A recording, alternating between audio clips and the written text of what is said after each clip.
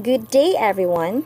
Today, you are going to learn more about multiculturalism, multicultural education, and globalization. By the way, I am Jaylin Babalcon.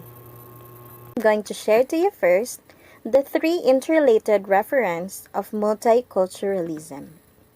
We have demographic descriptive, ideological normative, and programmatic political. Demographic descriptive. This encompasses the diverse array of cultural backgrounds, ethnicities, languages, religions, and traditions within a given population society. It represents the tangible manifestation of cultural diversity within the community, the city, region, or the country. So this includes individuals from various racial ethnic groups, the immigrants, indigenous people, and other marginalized communities who contribute to the rich tapestry of cultural expressions and identities. Understanding this demographic aspect of multiculturalism, it involves recognizing and valuing the multiplicity of perspectives, the experiences, and identities that exist within a society. And it also promotes inclusivity, equality, and respect for all cultural groups. Next is the ideological normative. So this pertains to the philosophical and ethical principles underlying the promotion and practice of multiculturalism within the society. So it involves the values, beliefs, and principles that guide policies, practices, and attitudes towards cultural diversity and inclusivity. So multiculturalism advocates for equality and social justice for all cultural groups, regardless of the race, ethnicity, the religion, or other identity markers. So it emphasizes the importance of fair treatment, equal opportunities, and the elimination of discrimination. The third one is the programmatic political. So this one, it focuses on the implementation of policies, programs, and political initiatives aimed at managing cultural diversity within a society. It involves the practical measures and strategies adopted by governments, the institution, and political actors to address the challenges and opportunities presented by multicultural societies. So managing cultural diversity, promoting social inclusion, and advancing the principles of equality and respect for all cultural groups within the society. This often involves the development of legislation and legal frameworks that protect the rights of minority cultural groups to prevent discrimination and promote equality, of course. This may include anti-discrimination law, language policies, and measures to ensure cultural representation and participation in decision-making processes. So multiculturalism seeks to ensure that diverse cultural groups are represented in political institutions, public administration, and other leadership positions. This may involve affirmative action measures and efforts to address barriers to participation faced by minority groups. So the government and institutions may support initiatives that promote intercultural dialogue, exchange, and cooperation as means to build bridges between cultural groups and foster mutual understanding. Now, let's proceed to multiculturalism and multicultural education. So, these two are interconnected concepts that address cultural diversity within a society and system. But they serve slightly different purposes and contexts. Now, let's have multiculturalism. So, multiculturalism, it refers to the broader social and political ideology that recognizes and celebrates cultural diversity within a society. So, it emphasizes principles of equality, respect, and inclusivity for all cultural groups. It advocates for the recognition and validation of multiple identities and perspectives. In a multicultural society, diverse cultural groups coexist, interact, and contribute to the social, political, and economic fabric of nation. So, multiculturalism aims to promote understanding, tolerance, and appreciation of cultural differences while striving for social cohesion and unity amidst diversity. While multicultural education, this is an educational approach that is based on the principles of the multiculturalism. So it involves integrating cultural diversity into all aspects of educational experience. It includes the curriculum, teaching methods, classroom material, and school policies. The goal of multicultural education is to prepare students to function effectively in a diverse society by providing them with knowledge, skills, and attitudes necessary for understanding, respecting, and interacting with people from different cultural backgrounds. Let's proceed. Now we have 4 approaches to accomplish the goals of multicultural education. We have the contribution approach, additive approach, transformation approach, and social action approach. Contribution approach.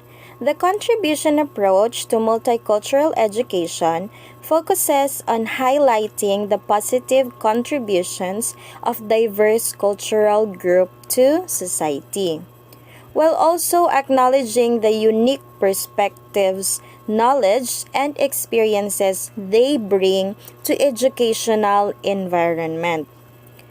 It incorporates diverse cultural perspectives, histories, and contributions into the curriculum across all subject areas. It highlights the achievements of individuals from diverse cultural backgrounds in fields such as science, art, literature, and history. It provides students with a more comprehensive understanding of human accomplishments. So this approach helps students foster a sense of empathy, compassion, and global citizenship. Additive approach. So the additive approach to multicultural education involves supplementing the existing curriculum with content and perspectives from diverse cultural backgrounds, adding to the mainstream curriculum without significantly altering its structure. So this approach aims to enhance students' understanding of cultural diversity and promote respect for different cultures, while maintaining the integrity of the existing educational framework. This may include incorporating literature, historical narratives, scientific discoveries, and artistic expressions from different cultural groups into lesson and units. So this approach enriches the educational experience by exposing students to a broader range of ideas, experiences, and voices that will ultimately foster more inclusive and equitable learning environment. Now let's have transformation approach. So this approach goes beyond simply adding content for diverse cultural perspective. It seeks fundamentally transform the educational system to address issues of power, privilege, and social injustice. This approach aims to challenge and change the underlying structures of inequality and oppression that perpetuate marginalization and discrimination. It adopts a critical pedagogy approach that encourages students to critically analyze social issues, systems of power, and structures of oppression.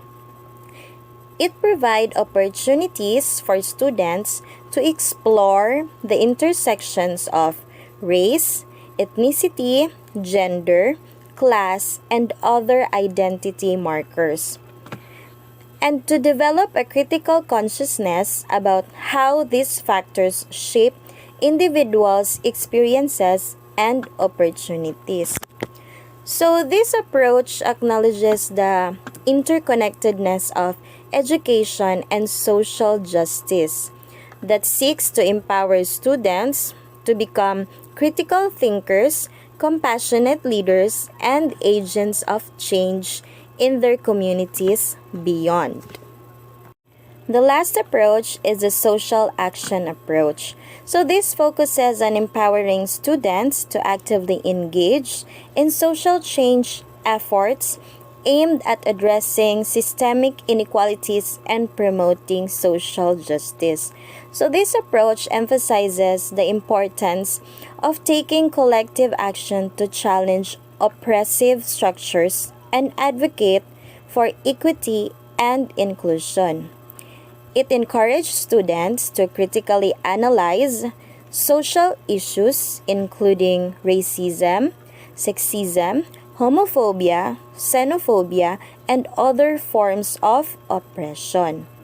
It provides students to explore the root cause of these issues, and they'll better understand the impact on marginalized communities and identity, potential strategies for change.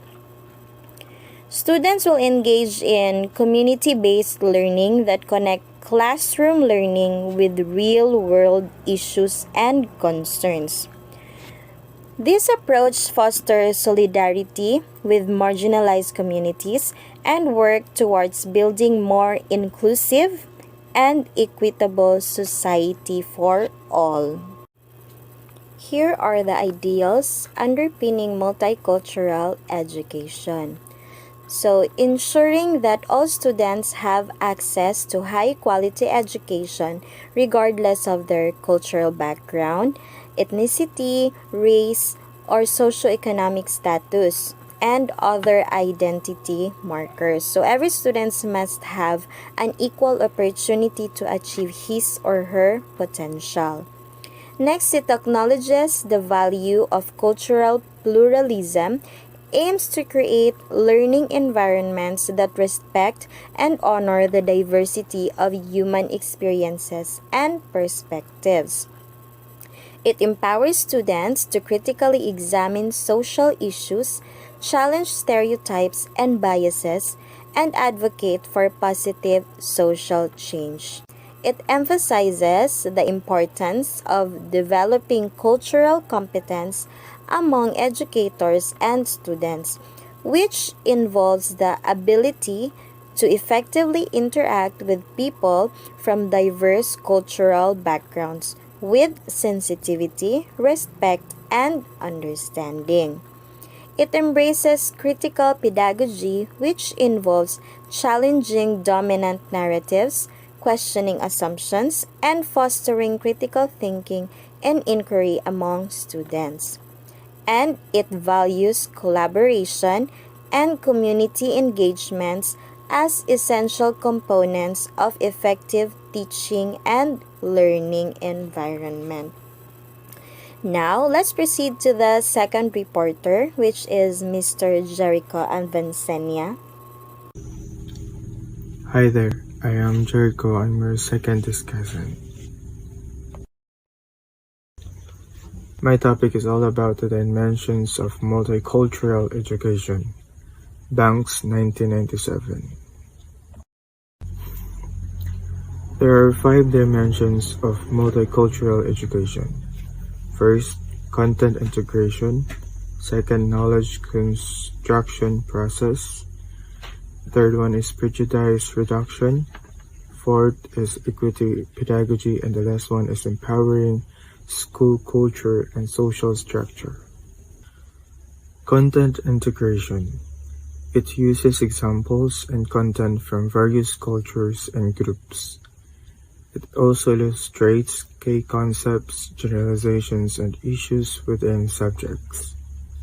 So in this dimension, it focuses on incorporating examples and content from various cultures and groups into a curriculum. Example for this is a history class.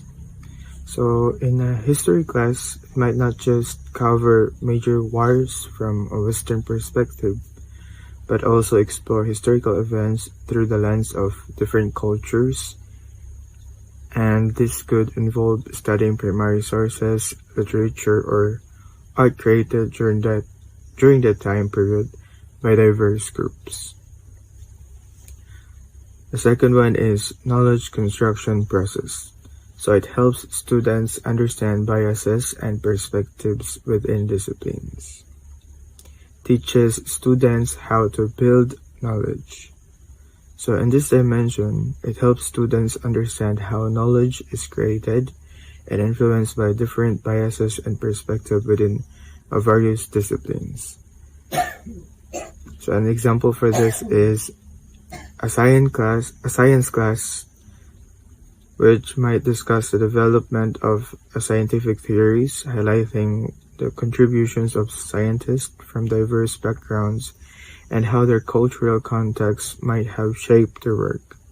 So the student could then be challenged to consider how their own cultural background might shape their understanding of scientific concepts. The third one is prejudice reduction. It employs lessons and activities to develop positive attitudes towards different groups. The third one is prejudice reduction. It employs lessons and activities to develop positive attitudes towards different groups. Uses multi-ethnic materials and positive images consistently.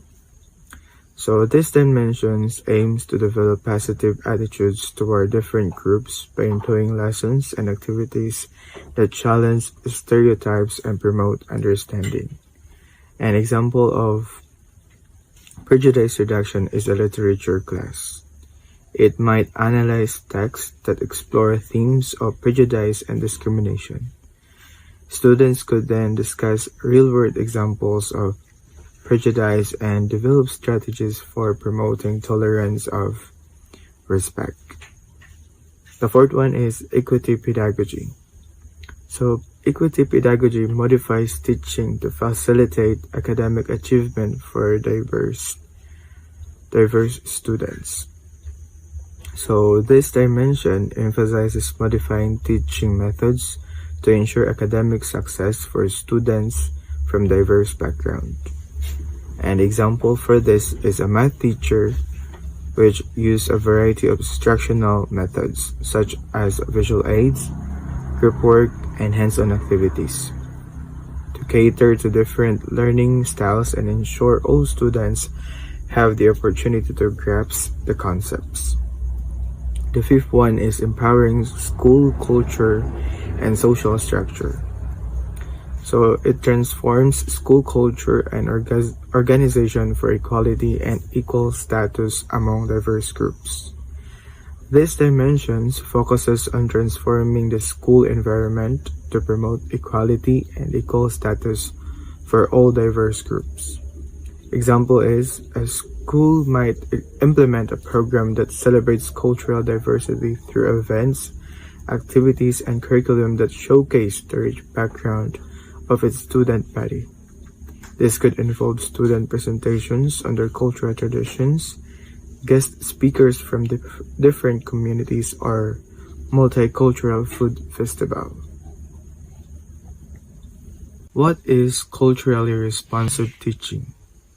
It is an educational approach that recognizes and embraces the cultural diversity of students in the classroom, tailoring instruction to be inclusive and effective for all. In culturally responsive teaching, there are three key ways that operates to work together.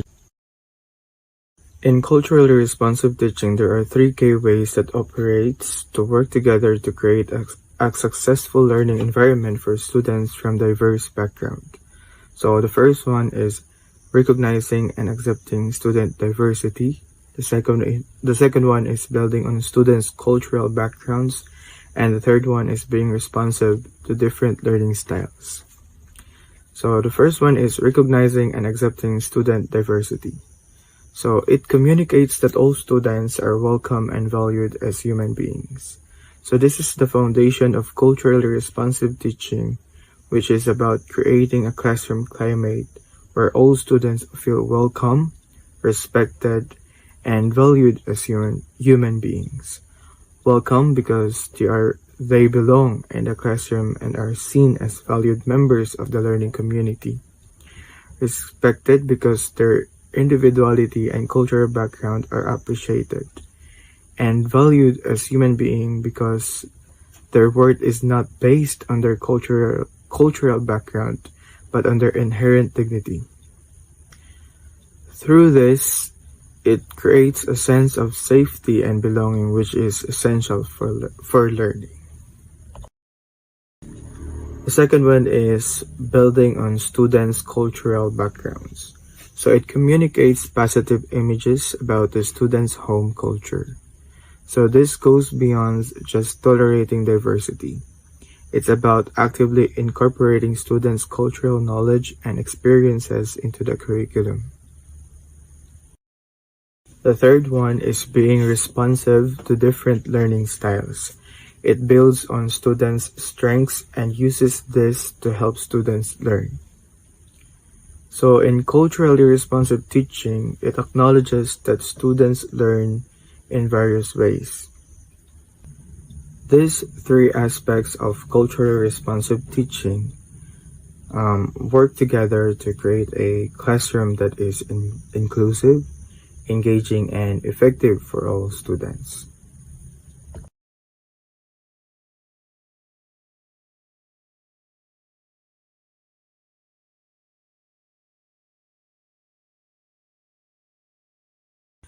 Culturally responsive instruction. So when we say culturally responsive instruction,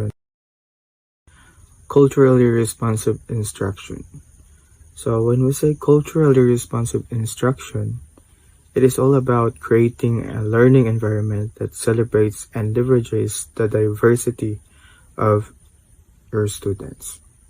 So the first one is inclusive content. So this means that the curriculum reflects a variety of cultures and perspectiveness. So textbooks and resources shouldn't just focus on one dominant culture. Instead, they should showcase achievements from different ethnicities, races, and backgrounds. This helps students see themselves and their communities represented in the learning materials, making the content more relevant and engaging. So the second one is students' prior knowledge and cultural or language. So this principle acknowledges that students come to class with existing knowledge and experiences shaped by their culture and languages. Culturally responsive teachers build on this foundation. They might use students' home languages to explain how students or explain concepts or encourage them to connect new information to their cultural background. This helps students make deeper connections to the material, fostering better understanding. So the third one is culture's significance. This is important, but it shouldn't dominate every lesson. The focus should be on using cultural references to enhance learning, not make it solely about a specific culture. Culturally responsive instruction strikes a balance between acknowledging students' backgrounds and ensuring they gain unnecessary academic skills. And overall, culturally responsive instruction creates a more inclusive and engaging learning environment for all students, regardless of their cultural background. Culturally responsive teaching encompasses the following elements. First, communication of high expectations. Second, active teaching methods that promote student engagement. Third, teacher as facilitator. Fourth, positive perspectiveness on parents and families of culturally and linguistically diverse students. Fifth, cultural sensitivity. Sixth, reshaping the curriculum so that it is culturally responsive to the background of students. 7. Culturally mediated instruction that is characterized by the use of culturally mediated cognition, culturally appropriate social situations for learning, and culturally valued knowledge in curriculum content. And the last one is small group instruction and academically related discourse. Communication of high expectations means believing all students can succeed, regardless of their background. So it set the bar high and provide the support they need to reach it. So the second one, active teaching methods that promote student engagement. So the culturally responsive teaching uses methods that get students actively involved, like discussions, projects, and simulations. So this keep them interested and help them learn more deeply. Teacher as facilitator.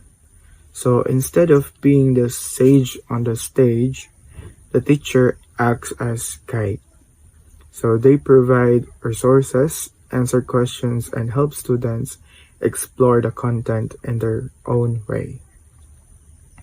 So positive perspectiveness on parents and families of culturally and linguistically diverse students.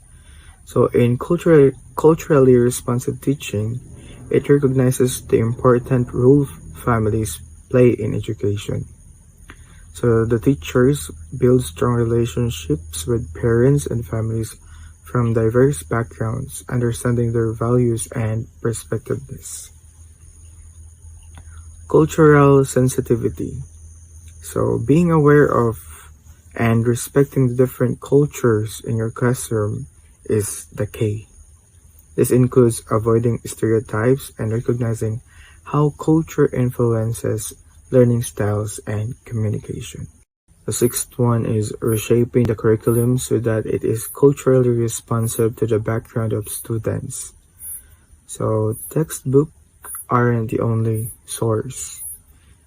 The culturally responsive teaching integrates diverse voices and perspectiveness into the curriculum. So the students see themselves and their cultures reflected in what they learn and make it more meaningful. So the seventh is culturally mediated instruction, this is the fancy way of saying learning is best when it connects to students' cultural background. It involves using familiar examples, teaching strategies that align with cultural learning styles, and incorporating knowledge valued in their communities. So the last one is small group instruction and academically related discourse. So learning happens best through interaction. So culturally responsive teaching uses small group activities and discussions to encourage students to share ideas, challenge each other's thinking, and develop strong academic communication skills. By incorporating these 8 elements, you may able to create a classroom that celebrates diversity, foster a sense of belonging, and help all students achieve their potential.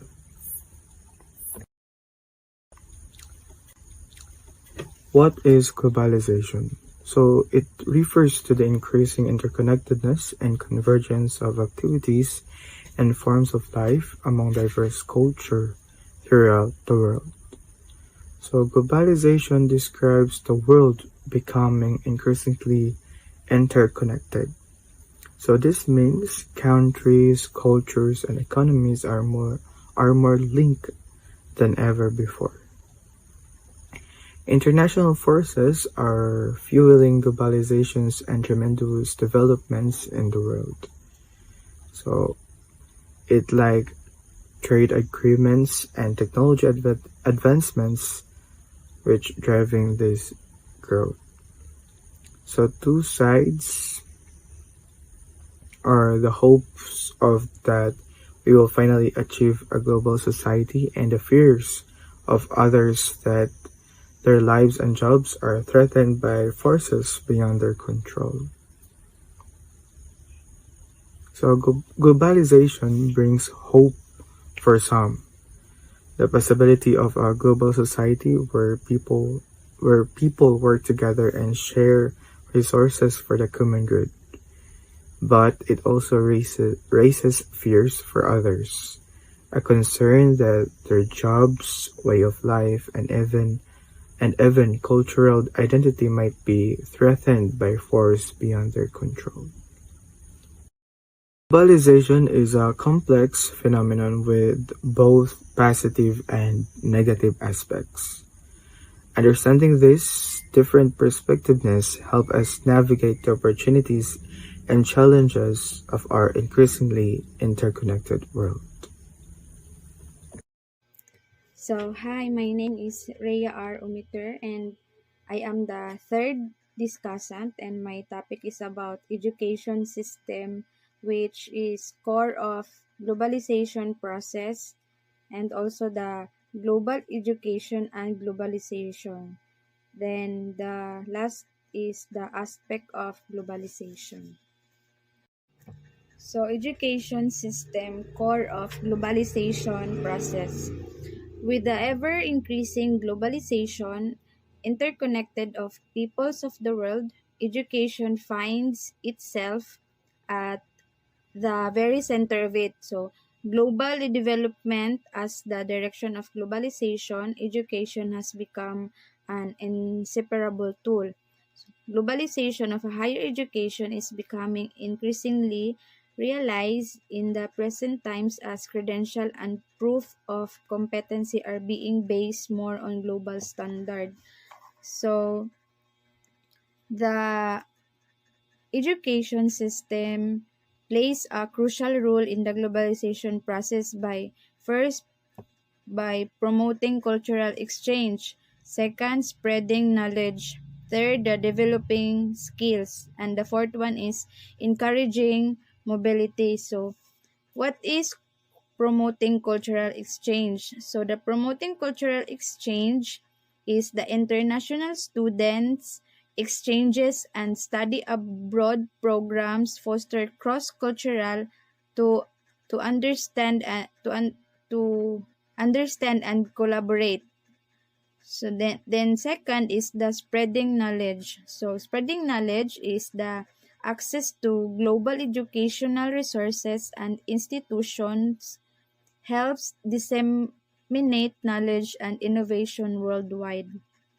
And third is the developing skills. So education system worldwide adapt to global standards equipping students with skills needed in an interconnected global economy. So the last one is the encouraging mobility. So globally, recognized qualifications and standards facilitate the mobility of students and professionals across borders. So overall, the education systems acts as a bridge connecting diverse cultures and fostering a globally aware and skilled workforce. The second one is the education and globalization. So globalization demands an education that develops higher order cognitive and interpersonal skills required for problem solving, articulating arguments, and deploying verifiable facts or artifacts motivated by economic forces and driven by digital technologies and communication.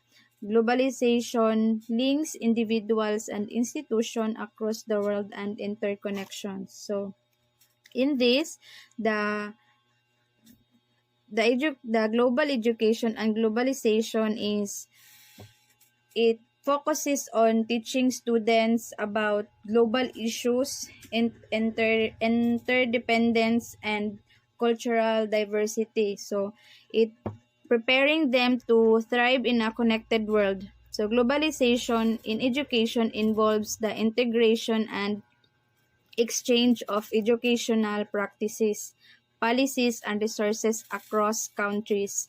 So, leading to more standardized curricula and increased collaboration among educational institutions. So, both concepts aim to equip individuals with the knowledge and skills necessary to navigate and contribute to an interconnected global society. Aspects of globalization. So first is the industrial globalization. Transnationalization refers to the rise and expansion of multinational and transnational enterprises. So the industrial globalization is the spread of production and manufacturing processes across different countries to optimize efficiency and reduce cost. So the second one is the financial globalization. So in financial globalization refers to the emergence of worldwide financial markets and better access to extend financing for corporate, national, and subnational borrowers. So the financial globalization is the integration of financial markets worldwide, allowing for the free flow of capital and investment across borders. Next is the political globalization. So refers to spread of political sphere of interest to the regions and countries outside the neighborhood of political actors and the potential formation of global citizen movements. So in political globalization is the increasing influence of international organizations and treaties of national policies and globalization governance. So the next one is the information globalization. So information globalization is refers to the increase in information flows between geographically remote location.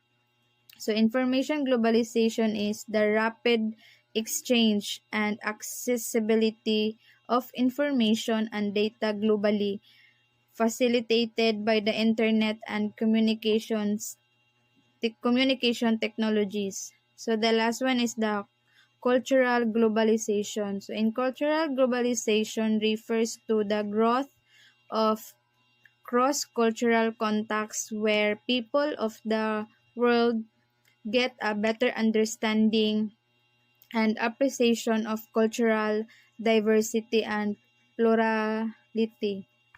So in cultural globalization, the blending and exchange of cultural practices, ideas, and values across the world, leading to greater cultural interconnectedness. Good day, everyone. I am Geraldine May B. Cinco, and I am your last discussant for today. Today, I will discuss about the implication of global information society to education, globalization and its impact on education, ASEAN integration, and ASEAN fundamental principles. Implication of global information society to education. So there are 6 implications of global information society to education. So the first one is the demand for widening the education access for all. Second is the lifelong learning. Third is the global versus local cultural development. Fourth is the creation of new educational network organization. Fifth is the changing of the educational management form, hierarchical institutions to equal distribution of network organization from commanding to negotiating. And the last one is the demand for more flexible and general skills. So the first one is the demand for widening the education access for all. So the increase of digital technologies and the internet access means that the educational resources can be made available to the broader audience. So this democratization of educational helps bridge the gap between the different socioeconomic groups and geographic regions, ensuring that everyone has the opportunity to learn regardless of their location or background. So the second one is the lifelong learning. So in a rapidly changing world, skills and knowledge quickly become outdated. So the global information society emphasizes the importance of continuous education throughout an individual's life to keep pace and technological advancement and shifting job markets. So this shift necessitates flexible learning opportunities that accommodate adults and professionals. So the third one is the global versus local cultural development. So the education in the global information society must balance the dissemination of global knowledge and cultural awareness with the preservation and promotion of local cultures. So this dual focus helps students become global citizens while still appreciating and maintaining their cultural identities. So the fourth is creation of new educational network organization. So traditional educational institutions are being complemented and sometimes replaced by new network organizations. So these include online universities, massive open online courses, and collaborative learning platforms that leverage technology to connect learners and educators worldwide. So number 5, changing of educational management from hierarchical institutions to equal distribution of network organizations. So from commanding to negotiating. So the traditional top-down approach is educational management is evolving. Modern educational environments favor a more decentralized and collaborative model where decision-making is distributed, and educators and learners engage dialogic process. So this shift supports more dynamic and responsive educational system. So the last one is the demand for more flexible and general skills. So the fast pace of interconnected global economy requires individuals to possess not just specialized knowledge, but also adaptable, transferable skills such as critical thinking, problem solving, communication, and digital literacy. So educational curricula are increasingly designed to develop these general competencies, preparing students for diverse and evolving career paths. So this implication collectively highlights the transformation impact of the global information society on education, emphasizing accessibility, continuous learning, cultural sensitivity, organizational innovations, collaborative management, and versatile skill development. core values for global education. So there are 6 core values for global education. So the first one is peace and non-violence. Second is social justice and human rights. Third is the economic well-being and equity. Fourth is the cultural integrity. Fifth is the ecological balance. And the last one is the democratic participation. So the first one is the peace and non-violence. So, global education promotes peace and non-violence by teaching students about the importance of resolving conflicts through dialogue, understanding, and cooperation rather than through aggression and violence. So, it encourages the development of skills in conflict resolution, empathy, and understanding diverse perspectives to foster a more harmonious world. So the second one is the social justice and human rights. So this core values emphasizes the importance of equality, fairness, and the protection of all individuals' rights. So global education aims to raise awareness about issues such as poverty, discrimination, and equality, and to inspire action towards creating a world where everyone's rights are respected and upheld. So it also involves educating students about international human rights standards and how to advocate for social justice. So the third one is the economic well-being. So global education seeks to promote economic system that fair and sustainable, ensuring that all individuals have the opportunity to thrive. So this includes teaching about economic disparities, the impact of globalization, and the importance of the equitable access to resources and opportunities. So it encourages the development of skills and knowledge necessary for economic self-sufficiency and participation in the global economy. And the next one is the cultural integrity.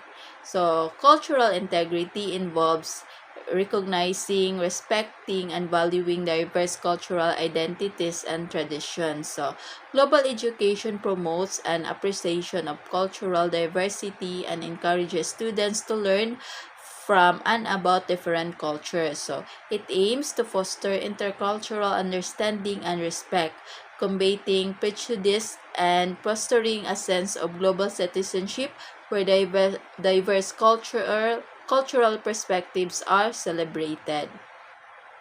So the next one is the ecological balance. So this core values focuses on the importance maintaining a healthy and sustainable environment. So global education teaches students about environmental issues such as climate change, deforestation, and and the need of the sustainable development. So it promotes awareness and actions towards protecting natural resources, reducing environmental impacts, and living in a harmony with the earth.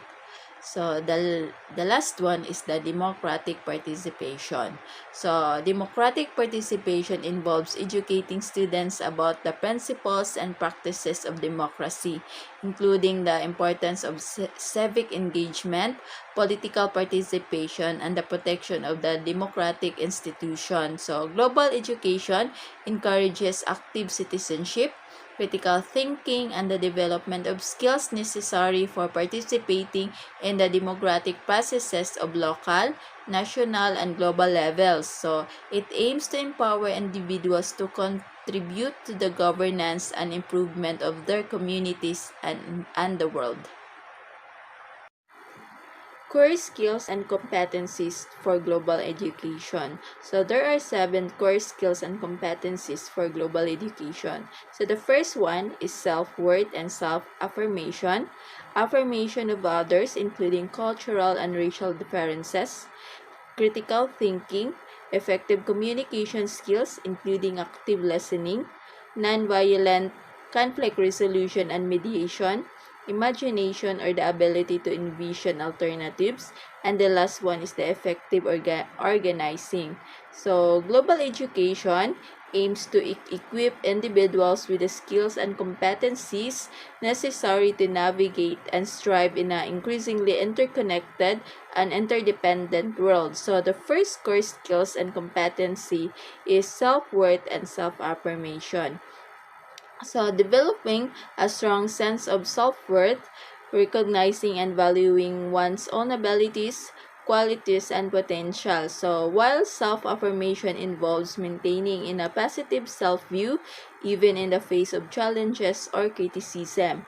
So, this competency is crucial in the global education as it fosters confidence, resilience, and the positive self-identity enable individuals to participate actively and assertively in diverse complex environment. So the second one is the affirmation of others, including cultural and racial differences.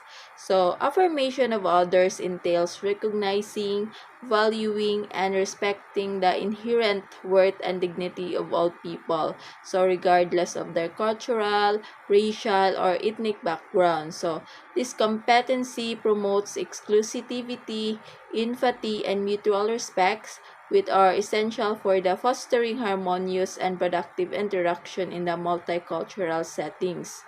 So the third core skills and competency is the critical thinking. So critical thinking involves the ability to analyze, evaluate, and synthesize information in a logical and objective manner.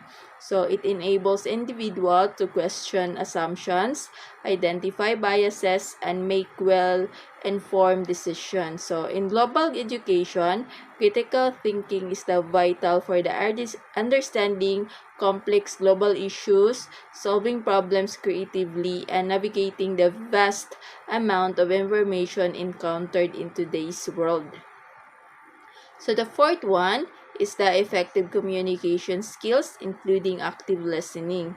So effective communication encompasses the ability to express ideas clearly and persuasively, so as well as the ability to listen actively and empathetically to others. So active listening involves fully engaging with the speaker, understanding their message, and responding thoughtfully. So these skills are crucial in global education for the fostering understanding, collaboration, and the exchange of the ideas across diverse culture and context. So the fifth core skills and competency is the non-violent conflict resolution and mediation. So non-violent conflict resolution and mediation involves resolving disputes and conflicts in a peaceful and constructive manner.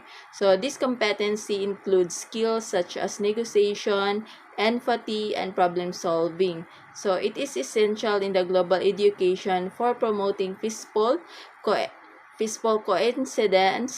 coexistence, preventing violence, and building a culture of peace and cooperation. So the sixth one is the imagination, or the ability to envision alternatives. So imagination refers to the capacity of envision of new possibilities, so alternatives and innovation solutions. So it involves thinking creatively and outside the box. So in global education, imagination is a crucial for the addressing global challenges, fostering innovation, and envisioning the better future. So it encourages individuals to think beyond conventional boundaries and explore new ways of thinking and doing. So the last core skills and the competency is the effective organizing. So effective organizing involves the ability to mobilize resources, people, and ideas to achieve common goals. So this competency includes skills such as planning, coordination, leadership, and teamwork. So in global education, effective organizing is important to driving collective action, so advocating for change and implementing initiatives that address global issues and promote sustainable development. So together, these core skills and competency equip individuals to navigate the complexities of globalized worlds, promote social justice, and contribute positively of their communities and beyond. Globalization and its impact on education.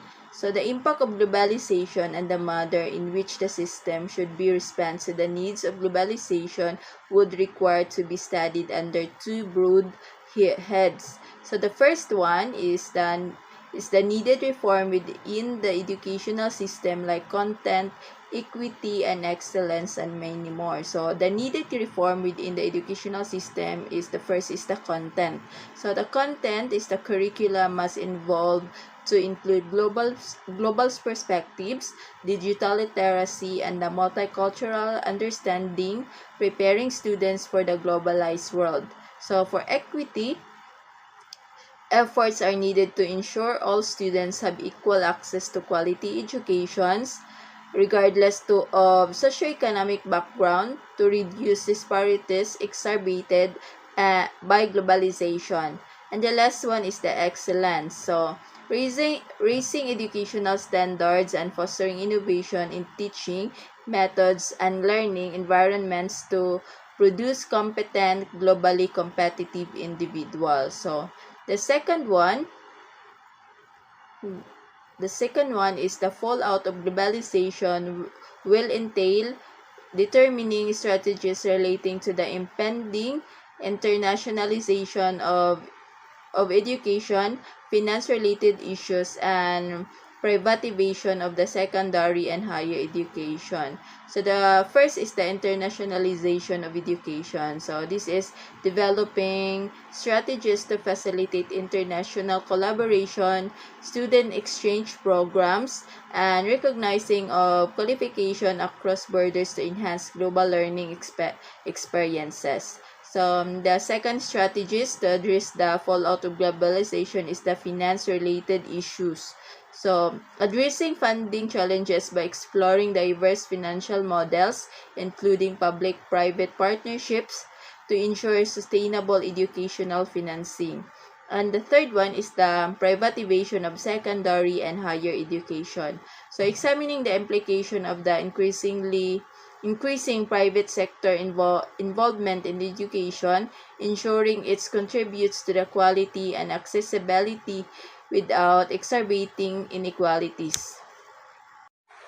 Needed reforms in education. So the first one is the content of education. So in content of education, there are curriculum upgradation and productivity orientation. So the first one is the curriculum upgradation. So curriculum upgradation involves revising and updating educational content to ensure it remains relevant and aligned with the current knowledge, technological advancement, and societal needs. So this process ensures that the students are equipped with up-to-date information and skills that are necessary for success in the modern world. So, this include integration of technology, inclusion of emerging fields, and interdisciplinary approach. So, the second one is the productivity orientation. So, productivity orientation in education focuses on equipping students with practical skills and knowledge that directly contribute to their future employability and productivity in the workplace. So, this includes skill development, workplace readiness, and entrepreneurship education. So the second one is the fallout of globalization. So internationalization refers to the integrating global perspectives into education and fostering international cooperation. So it includes students and faculty exchange programs, global curriculum standards, and language learning. So the second one is the finance-related issues. So globalization has introduced various financial challenges and opportunities in education. So includes funding disparities, rising cost, and scholarship and financing aid. So the third one is the privatization of secondary and higher education. So privatization involves the increasingly role of private entities in providing educational services, which can be significant impact. So like access and equity, competition and quality, and regulation and oversight. So these reforms are essential for adapting education system to the evolving demands of the globalized world, ensuring that the students are prepared for future challenges and opportunities.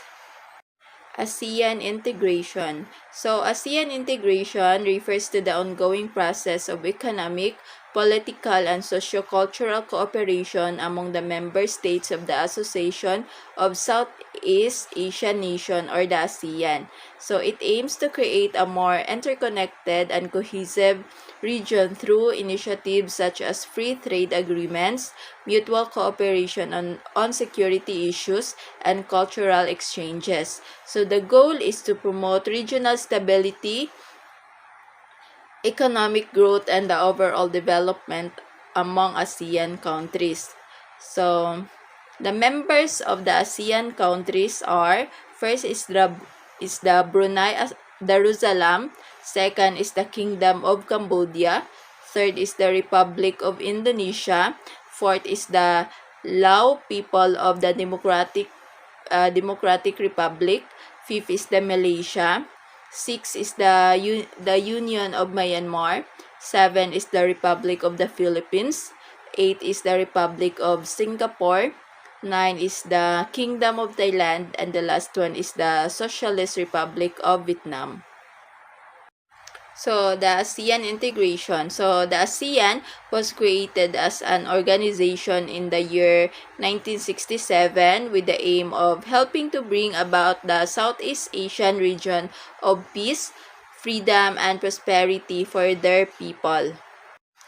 Aims and purposes of the ASEAN integration. So there are 7 aims and purposes of the integration of the ASEAN. So the first one is to accelerate the economic growth, social progress, and the cultural development in the region through joint endeavors in the spirit of the equality and partnership in order to strengthen the foundation for a prosperous and peaceful community of the Southeast Asian nation. So the second one is to promote regional peace and stability through abiding respect for justice and the rule of law in the relationship among countries of the region and adherence of the principles of the United Nations Charter.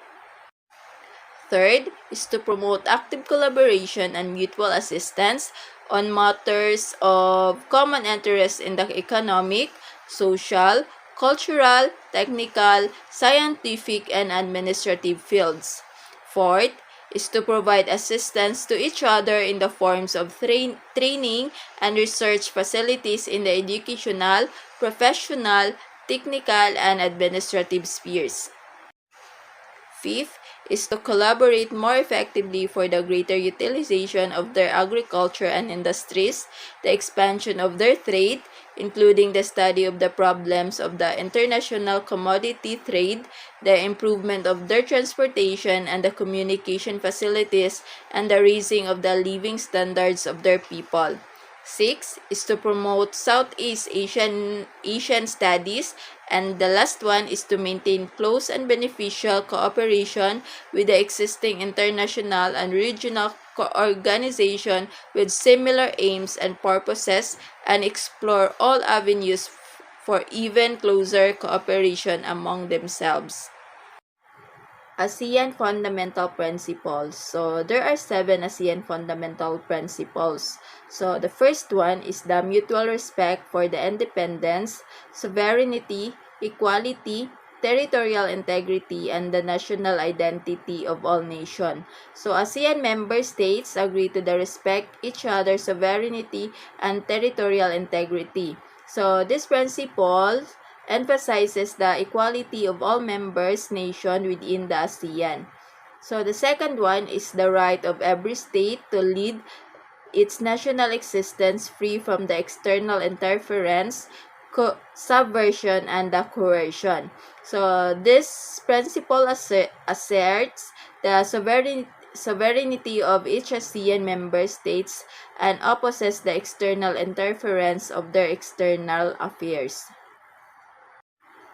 Number 3. So, number 3 is non-interference in the internal affairs of one another. So, ASEAN members agree not to intervene in each other's domestic issues. So, reflecting a commitment to respect the internal sovereignty and political independence of member states. So, number 4 is the settlement and differences by peaceful manner. So, disputes and conflicts among ASEAN member states are to be resolved through peaceful means such as negotiation, mediation, or arbitration rather than distorting to force. Fifth is the renunciation of the threat or use of force. So, ASEAN members pledge not to be threatened or use force against each other, promoting regional stability and security. So, number 6 is the effective cooperation among themselves. So, ASEAN promotes collaboration and cooperation among its member states across various sectors, including economic, social, cultural, technical, and political areas aiming for the mutual benefits and regional development. So, the last one is the ASEAN historical event. So, ASEAN, or the Association of Southeast Asian Nations, has a history marked by the significant events that have shaped in the development of influence in the region. So, the establishment of ASEAN. So, ASEAN was founded on August 8, 1967 in Bangkok, Thailand by Indonesia, Malaysia, Philippines, Singapore, and Thailand. So, the primary goals were to promote regional stability, economic growth, social progress, and collaboration among member states. So, the expansion of the ASEAN. So, ASEAN has expanded its membership over years. So, Brunei Darussalam joined in 1984, Vietnam in 1995, Laos and Myanmar in 1997, and Cambodia in 1999. So, this expansion has increased ASEAN's influence and reach across Southeast Asia. So, this principle and historical events illustrates ASEAN commitment to regional cooperation, peace, and development in the Southeast Asia and beyond. So that's all for our topic. We hope you learned something from us. So thank you very much for listening.